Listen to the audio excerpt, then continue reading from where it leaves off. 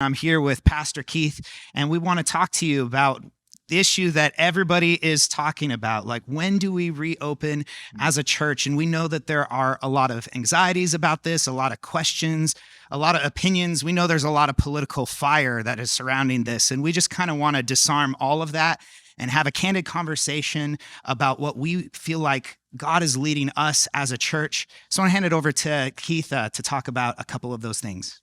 Thanks, Eric. You know, it's something I think we're all looking forward to. I know I certainly am. I know you are too, when we can all be gathered together in one room and just enjoy one another in the presence of the Lord. And we want that to happen. At the same time, you know, we're in conversation with a lot of churches right now, a lot of leaders across the nation about how we navigate these times, because it's certainly going to be more challenging to reopen than it was to shut down. And reopening has some unique challenges that we just don't feel like we can face in the immediate. For example, just this whole thing with kids. You know, we have such a wonderful and flourishing children's ministry. And if there's anything we understand about kids, is kids don't socially distance.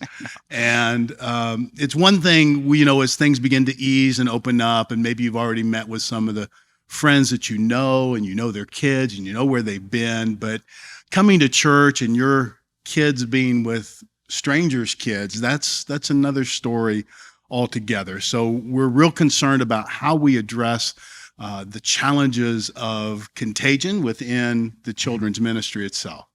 Another really huge factor is something I know is very near and dear to Eric's heart and mine as well, is that a part of our worship, besides gathering around the Word to hear what God has to say there, is being able to sing.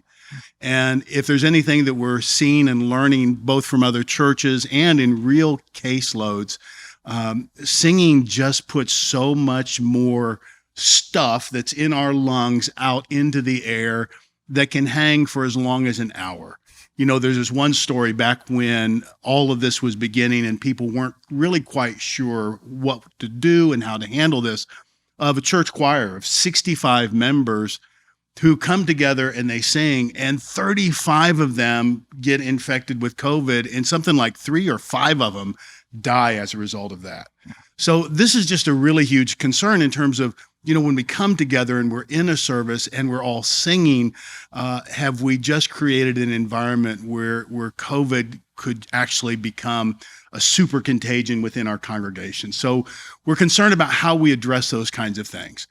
One of the things that we're hearing a lot from other churches and even big churches in the area, and by the way, this is probably more of a factor for large churches than it is a small church. Small churches probably don't have near the complicating issues that a larger church does.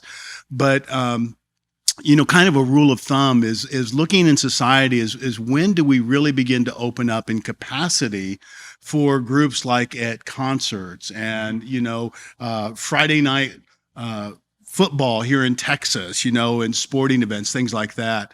When people begin to gather en masse in those environments, it probably best mimics what we do on a weekend in terms of our gatherings. So those are big challenges. So we do not see ourselves opening in the immediate. It's going to be sometime in the future. I wish I was a great prognosticator and I could give you an exact date. I can't do that. I promise you we will continue to give you regular updates as we continue to navigate this, continue to seek wisdom, first and foremost from God, but also the wisdom that we find in church leadership just in our city and around the nation. Yeah, we want to thank you guys for your patience and your prayers surrounding all of this. And we just believe that we are the church. It is not a building, a physical location. While it is great that one day we will get to do this again, we are the church because we are God's people, and we need to continue to be that each and every day. We're learning more about that ourselves, and we want to help pastor you so that you can be the church as well. So let's be Springcreek Imperfectly Church as we move forward together online and socially distant and safe.